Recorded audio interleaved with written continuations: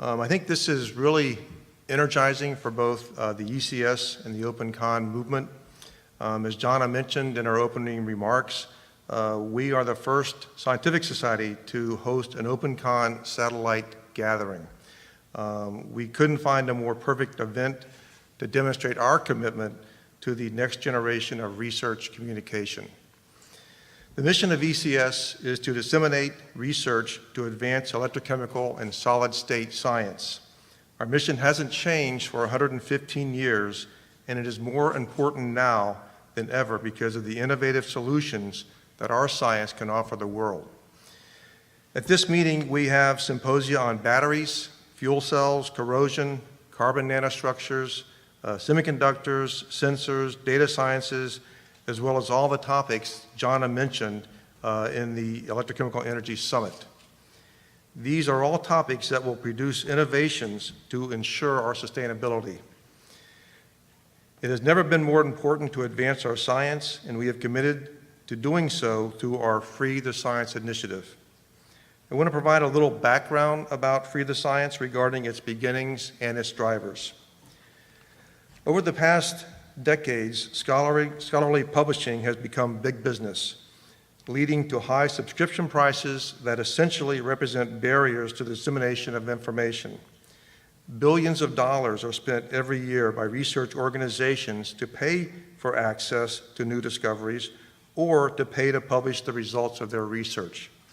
That's money that, in our opinion, could be better spent by supporting the research itself.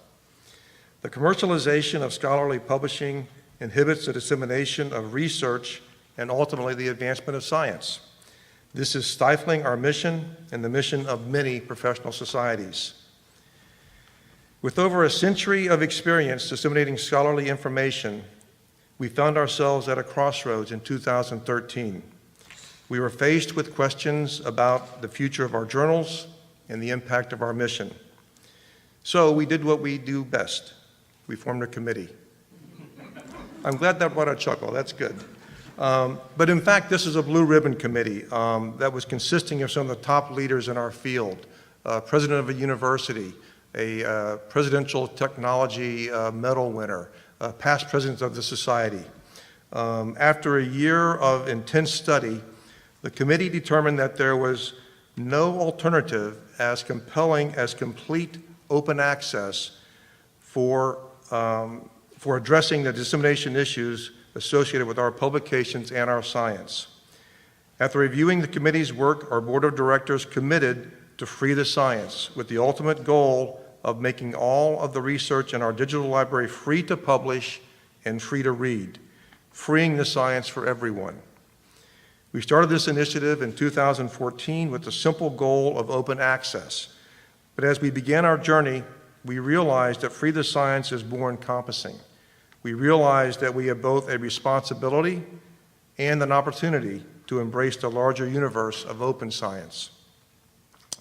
In the launch phase of Free the Science, we have deployed a plan to attract authors to ECS journals and to incentivize them to share their work by publishing open access with us. This drives greater dissemination and does so in perpetuity. We've also developed a financial plan and contingent scenarios that ensure that we realize our Free the Science goal within the next decade. We have begun to collaborate with other organizations that support open science. These organizations recognize the important connections of electrochemistry and solid-state science to energy and environmental sustainability, as well as other critical technological challenges. The short-term data that we have collected has confirmed that open access papers are getting more citations and more downloads. Open access works. This is particularly evident during times when we open our digital library during Open Access Week. Our research is relevant, highly sought after, and critical to our future. Now, after our initial launch, we are encompassing more programs and non-traditional scholarly publishing tools for the next generation of research. These include programs to garner library support. Under the open access paradigm, these institutions will no longer have to pay subscription fees. That being said, library involvement is critical to our success, as librarians will continue to curate the most reliable information in the future. Another example is ECS Archive, the new ECS preprint server being launched on open source software platform at the Center for Open Science. Another example is Data Sciences Hack Day being held at this meeting on Wednesday. And finally, we are exploring new born open access journals. These are journals that don't evolve from print. These journals will utilize new open source software and create different citable publishing objects. Free the Science is truly a mission-oriented initiative that will help ECS maintain its independence as a nonprofit scientific society, one that is run by scientists and engineers for scientists and engineers. I'm personally excited that the ECS is in the position to be not only a leader in our field, but also a trailblazer in research communication. Thank you for being here today and for being with us on our journey. I ask that you support our open science efforts by submitting your work open access to our journals and by being an advocate for our programs. With your voice behind us, we can free the science and accelerate technological innovation. Thank you.